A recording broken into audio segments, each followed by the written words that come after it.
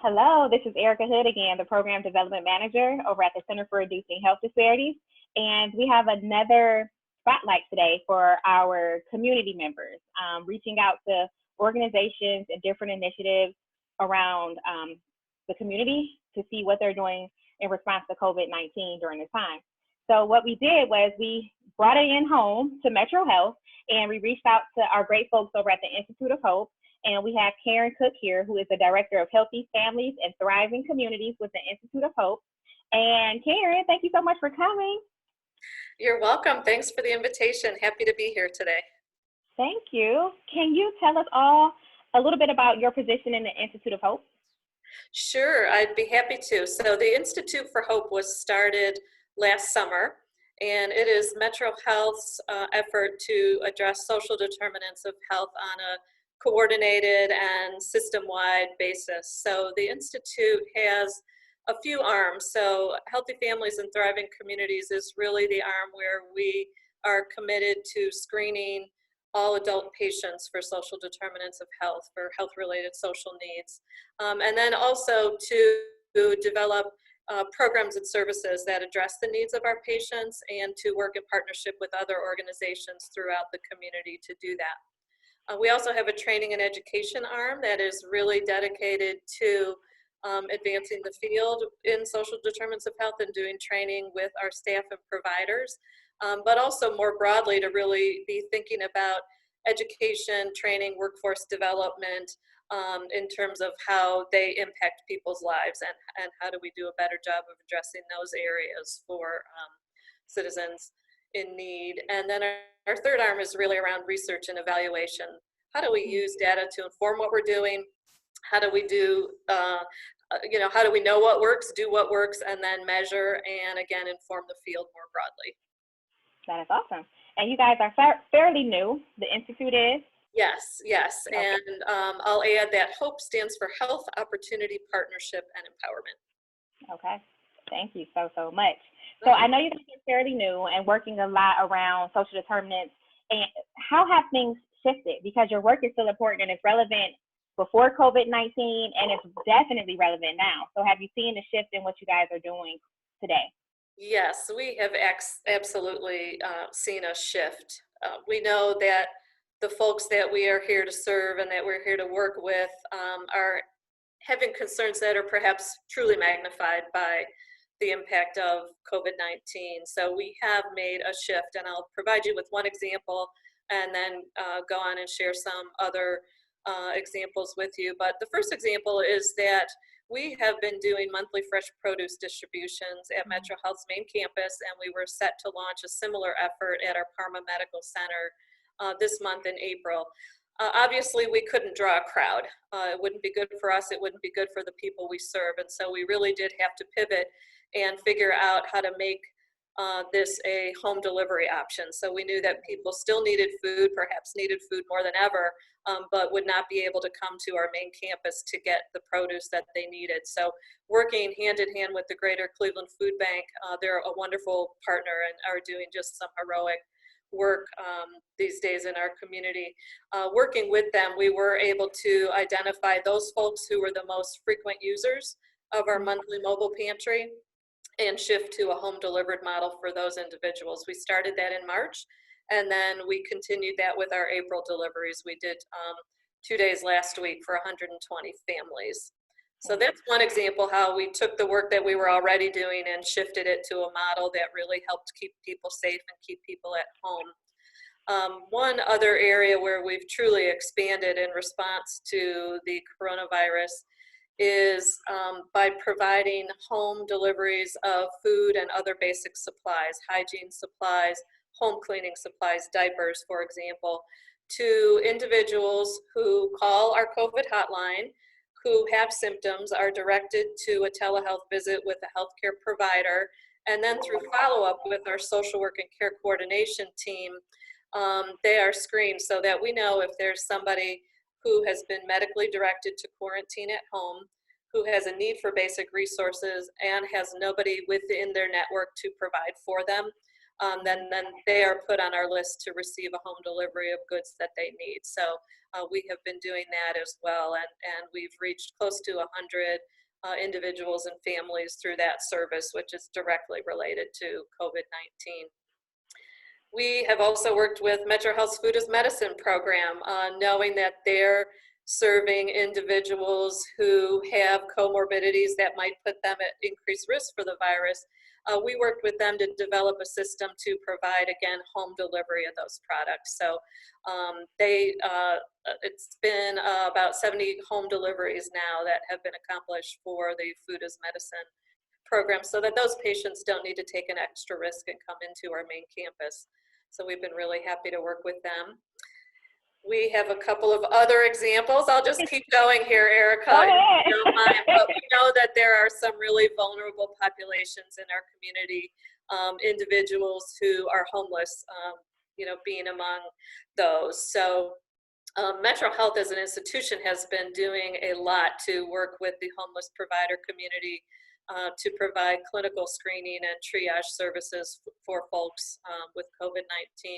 From the Institute for Hope perspective, we did pack close to 800 care packages that included basic hygiene supplies and other items that individuals would need. And these are set aside for men and women who are homeless, who are being directed away from the shelters, 2100 Lakeside and Norma Herr, and are going to some of the hotels that are intended for quarantine and isolation purposes.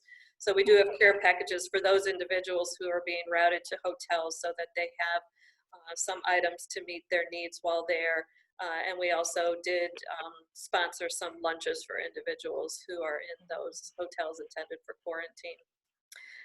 We have also worked with First Year Cleveland just last week, and we packed 80 care packages for new moms. So women who are giving birth during this time of the stay-at-home order, so that when they are discharged home, they have a basic set of supplies that they need to properly care for their infant. So we've had some great partners with this work, as many of them that I've mentioned already, and this is one thing that we knew before COVID-19, and we know now even better, that this isn't something that any one organization can tackle alone. So we're actively looking for partners wherever we can and working together with others to make sure that people have what they need to get through. So I'm sure, like, during the screening process, the information that was collected prior to the coronavirus, you guys saw some of those areas of need that the community had, and then now just knowing where directly to kind of shift your focus to those community members who needed that help. So to have all these services in place quickly, and finding ways to work around for home delivery, that's huge. So that's really good. Yeah, another thing that we've done, thinking about our screening results, is that we have circled back to do follow-up.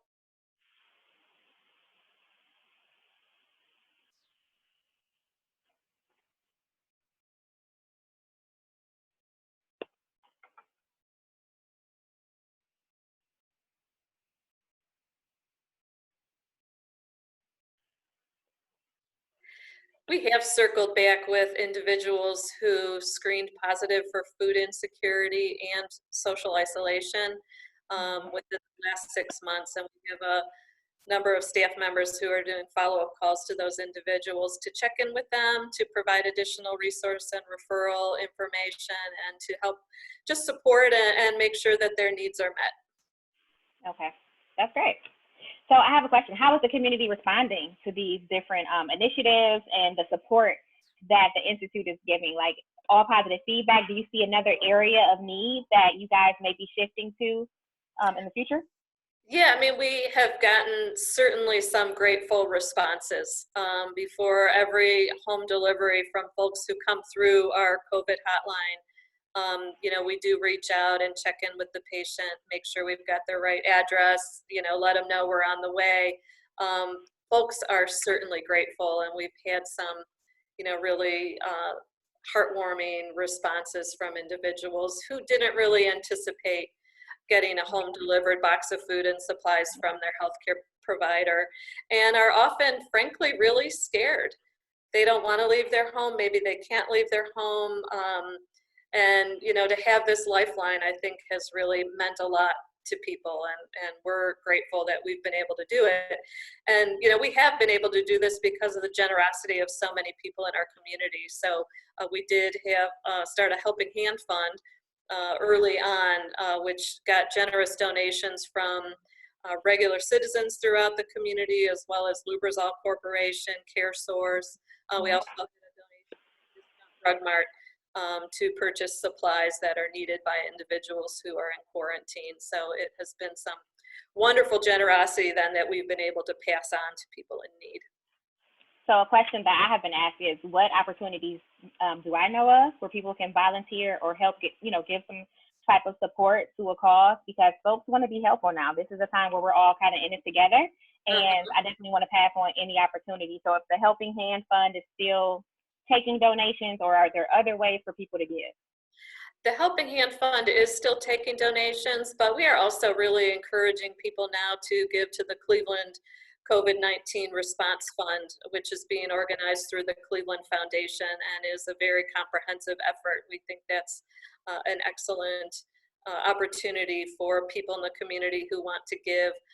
We are not able to take volunteers ourselves, so we are encouraging people to reach out to the American Red Cross, to the Greater Cleveland Food Bank, and to any organization in their community that they're aware of who is operating in this environment and could use volunteers. We know, for example, a number of Meals on Wheels programs are not able to attract the same group of volunteers they had in the past, and many of them are open to new volunteers to deliver meals to older adults throughout the community. That's a great resource. And we also encourage people just to reach out to family, friends, and neighbors. If you know someone within your own personal networks who could use some home delivered meals or social support, I hope we're all reaching out in those ways wherever we can and however we can. Yes, that is a really big one too. And I think the last question I have for you, if someone is watching this video and they're like, I had no idea Metro was offering this type of support, they may need the help or know someone who needs the help, who may be ill or otherwise, how can they get in contact with the Institute? So they can certainly go to our website, metrohealth.org/hope. That is one way to get in touch with us. We also have an email address, instituteforhope@metrohealth.org. Okay, and you guys can direct them to maybe some help that they might need. Absolutely. And one more resource I'd pull out is our metrohealth.org website. There is a coronavirus very thorough resource, which also includes a page for community resources. And that's something that we set up near immediately, and it provides a great listing of resources for people: where to find food in your neighborhood, how to get your prescriptions home delivered, what are some resources for unemployment. So it's a fairly comprehensive resource, and I would direct individuals to that as well. I'll definitely link that resource to this interview so folks can go directly to our Metro page and find some additional links. So excellent, thanks. This was great. Thank you so much for taking your time and talking to me today. I'm hoping this information will be helpful to someone in the community, and I definitely appreciate it. Thank you, Erica. Great to see you, and thanks for getting the word out about all the good things going on in the community right now. Thank you.